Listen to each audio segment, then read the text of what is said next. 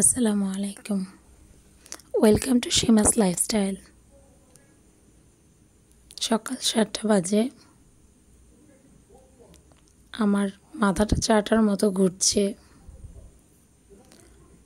তাই চা বানিয়ে নিলাম সকাল সকাল। পরে কি খাবো দেখা যাবে, বাট এখন পাউরুটি দিয়ে চা খেয়ে নিচ্ছি। তারপর কেমন আছেন আপনারা? আশা করি ভালো আছেন। আলহামদুলিল্লাহ, আমিও ভালো আছি। গাছে একটা মাত্র ড্রাগন পেকেছে, তাই একটাই পেরে এনে মারিয়ামকে আদিবকে দিয়ে দিলাম। এখানে সকাল 11টা বাজে, প্রায় 11টা বাজে। সবজি নিয়ে বসে গেছি কাটতে। কাটাকাটির পর চলে এসেছি রান্নায়। রান্না চলছে। এখানে সবজিগুলোর মধ্যে মিষ্টি কুমড়োটা কুচিয়ে নিয়েছি, রান্না করছি। আমি আবার অনেক সবজি পাগল একটা মানুষ, সবজি খেতে খুবই ভালোবাসি। যদিও ঘরে অনেক ছেলে মানুষ থাকার কারণে গোশতের আইটেম করা হয়, বাট আমরা মহিলাদের তেমন একটা খাওয়া হয় না।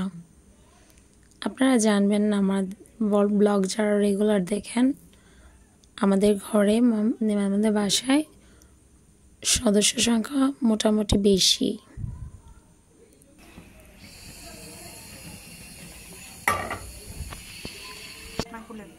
তাই রান্নার আয়োজনটা একটু বেশি হয়। সেই অনুযায়ী মিষ্টি কুমড়োটা একেবারে কম হয়েছে, তারপর চালিয়ে দেব আর কি। দেখুন আমার মিষ্টি কুমড়োটা কেমন আস্তে আস্তে হয়েছে। আমি খুব ভালো রান্না করতে পারি না, তবে চেষ্টা করি আর কি। এখানে কচুর ছড়া দিয়ে রুই মাছ দিয়ে রান্না করছি। যদিও ইলিশ মাছ দিয়ে ভালো লাগে, ইলিশ মাছ না থাকার কারণে এখন রুই মাছ দিয়েই চলবে আর কি। মিষ্টি কুমড়োটা ধনেপাতা দিয়ে ফাইনালি নামিয়ে নিব। একেবারে আস্তে আস্তে রেখেছি। দুপুরের খাবার আজকে তেমন কিছু নেই, সবজির আইটেম শুধু। আমার ছাদ বাগান থেকে কুড়িয়ে আনা কুচিলা পাতা ভাজি করব। ভাজি করে নিয়েছি সবুজ সবুজ কুচিলা পাতা। এটা নাকি ডায়াবেটিসের জন্য খুব ভালো। আমার শাশুড়ি খেতে অনেক পছন্দ করে। আমার শাশুড়ির জন্য রান্না করি, আমরাই অর্ধেকটা খেয়ে ফেলি। অনেক মজা হয়। আসলে নিজের হাতে করা জিনিসের টেস্টই অন্যরকম।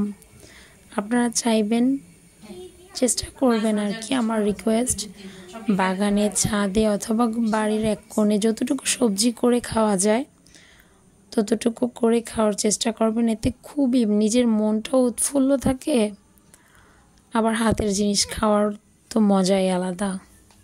ওই যে বলে যে আগেকার মজা এখন নেই, আসলে এখনও আছে, কিন্তু আমরা করে খাই না। এই যে শাকটা দেখছেন, এটা আমার ছাদের আগাছাই বলা যায়, এটা তো লাগাতে হয় না, এই আগাছাই থেকে হয়ে গেছে। কিন্তু শাকটা রান্না করে আমি প্রায় খাই, খুবই মজা। রসুন পেঁয়াজ বেশি করে দিয়ে তারপর ভাজি করি, খুবই মজা লাগে, সাথে লেবু দিয়ে। আজকে লাঞ্চে আমার তেমন কিছু নেই। কচুর ছড়া দিয়ে মাছ, কুচিলা পাতার শাক ভাজা, মিষ্টি কুমড়ো ভাজা আর ডাল।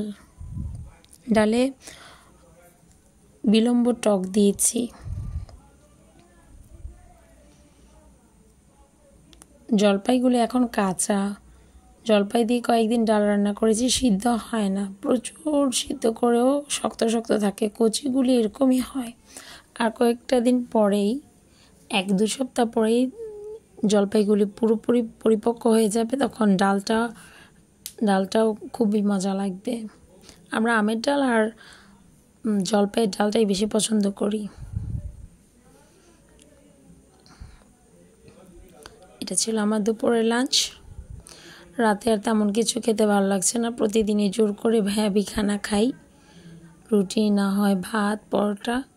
আজকে কোনো কিছুই খেতে ভালো লাগছে না, তাই আমার ছোটো যা সিঙ্গারা বানিয়েছে, সিঙ্গারা আর পুরি দিয়ে আজকে রাতের ডিনারটা সেরে ফেলবো ইনশাআল্লাহ। এগুলি সম্পূর্ণ বাসায় বানানো। যদি এই রেসিপি দেখতে চান প্লিজ কমেন্টে জানাবেন।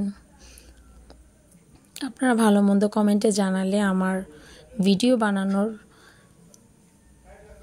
বাড়ে, তৈরি করার বাড়ে।